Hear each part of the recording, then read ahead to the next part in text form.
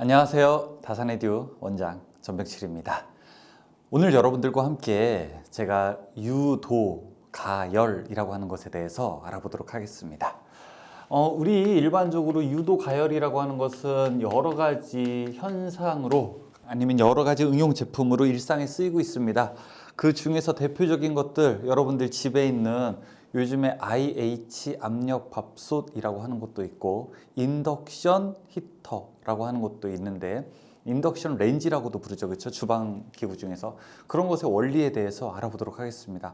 아니 무슨 전기인데 뭐 왜 갑자기 주방 기기냐고요?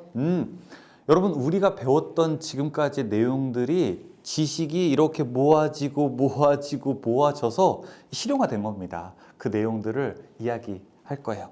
여기 지금 제가 전선을 하나 가지고 있습니다. 그쵸? 자, 우리가 알아야 될 먼저 선행지식 1번. 이 전선이 있는데 전선에 전류가 흐르게 되면은, 자, 주변에 뭐가 만들어진다고 했어요? 우리 PD님, 전선에 전류가 흐르면 그 주변에 뭐가 만들어진다고 했습니까?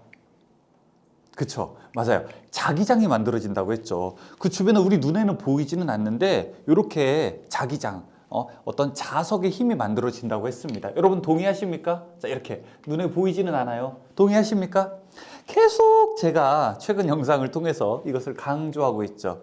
전선에 전류가 흐르면 자기장이 만들어진다. 자, 그러면 두 번째, 여기 어떤 전선을 이렇게 감아 놓은 상태에서 주변에 이 자석의 변화, 자석을 넣었다 뺐다 하게 되면은 이 전선에는 무엇이 만들어진다?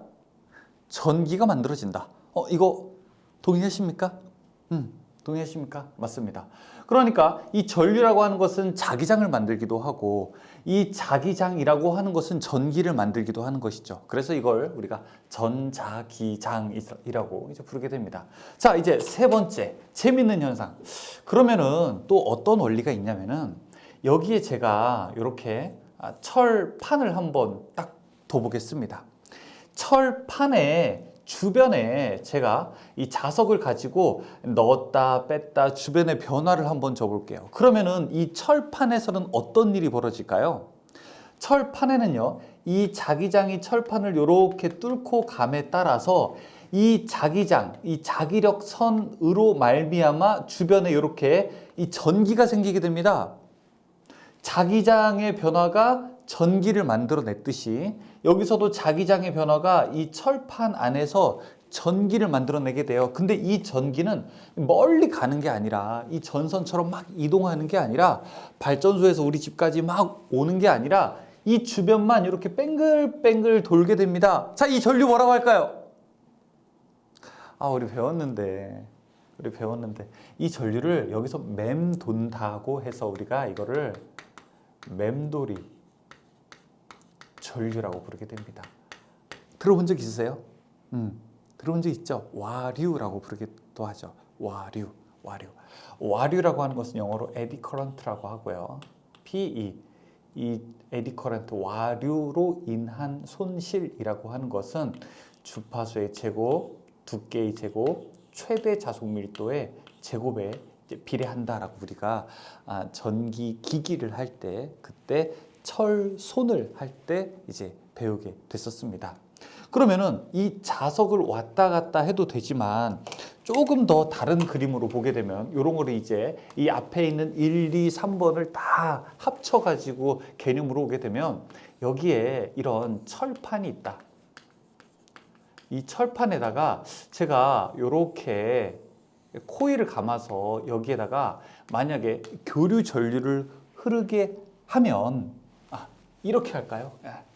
조금 더 보기 좋게, 자, 이렇게 코일을 감은 다음에 여기에다가 이 교류 전기를 집어넣게 되면은, 여기에는 전류가 이쪽으로 흘렀다가 시간의 변화에 따라서 계속 바뀌게 되고, 여기는 자기장이 이렇게 만들어졌다가 시간에 따라 변화하게 되니까, 마치 철판에다가 자석을 갖다 댔다 뺐다 했던 것처럼 이 철판에도 이 자기장의 변화가 있다 없다 하게 될 겁니다. 그러면은 이 자기장으로 말미암아 주변에 뭐가 만들어지게 될까요? 이렇게 뭐가 만들어져요? 자, 크게 뭐가 만들어져요? 맴돌이 전류가 만들어지겠죠. 그러면은 맴돌이 전류로 인해서 무엇이 발생하게 되느냐? 열이 발생하게 되는 겁니다. 이제 이걸 우리가 줄열이라고도 이제 부르게 되는 거죠. 아, 철판을 놓고 주변에 자기장의 변화를 막 만들게 되니까 여기에서 열이 만들어지네. 자, 이것을 이제 무엇이라고 하게 될까요? 이것을 가지고 유도하는 것으로 인해서 열을 만들어냈다 해서 우리가 이것을 유도 가열이라고 부르게 됩니다.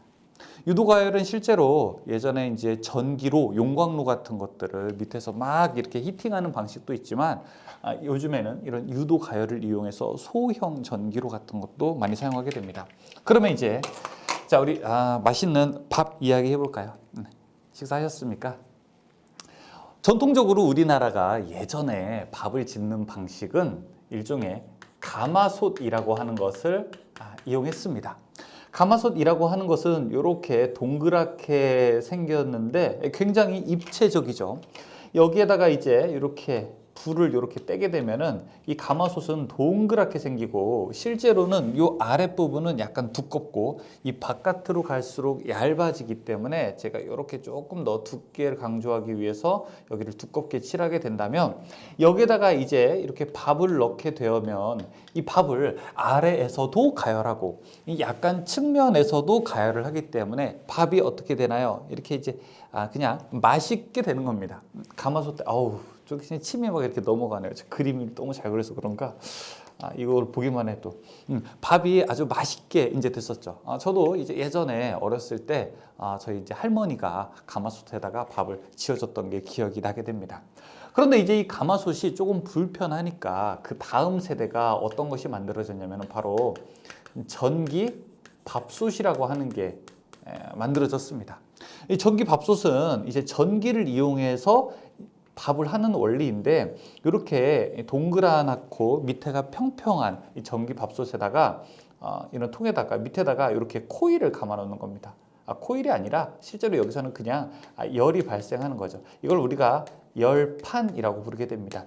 열판으로 여기를 이렇게 이제 가열을 하게 되는 거죠. 가열을 하게 되면은 요 안에 있는 밥 알갱이들이 어떻게 있게 되느냐. 열판에서부터 가까운 곳부터 가열이 되기 때문에 여기 밑에서부터 이제 이렇게 이제 가열이 되게 되는 겁니다.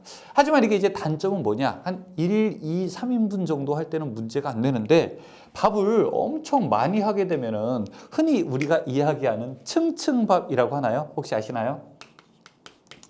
이런 층층밥이 만들어지게 되는 거죠. 밑에는 익었는데 위에는 안 익는 거. 그러니까 사실은 큰 냄비에다가 밥을 하게 되면 위에는 잘 안 익을 수 있게 되는데 이제 그러한 형식이 바로 이러한 열판을 이용한 전기밥솥에서 만들어지게 됐습니다. 자, 그 다음에 이제 그래서 안 되겠다라고 해서 무엇이 만들어지게 되냐면은 바로 전기 압력밥솥. 전기 압력밥솥이라고 하는 게 만들어집니다.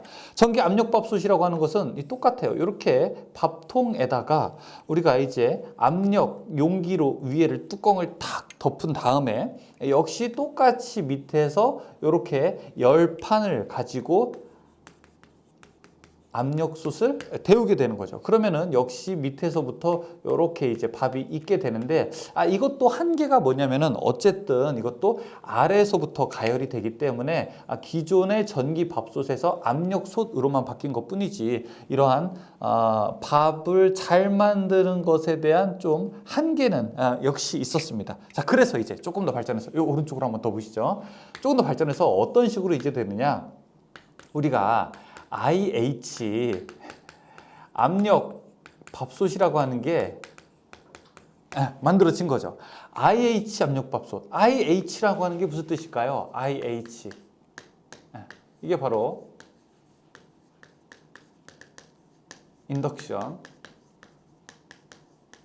인덕션 히터라고 하는 것의 바로 이 줄임말입니다. IH. 인덕션이 뭐예요? 인덕션이 바로 이런 유도, 유도 현상을 이용한 것을 우리가 인덕션이라고 이제 부르게 되는 것이죠.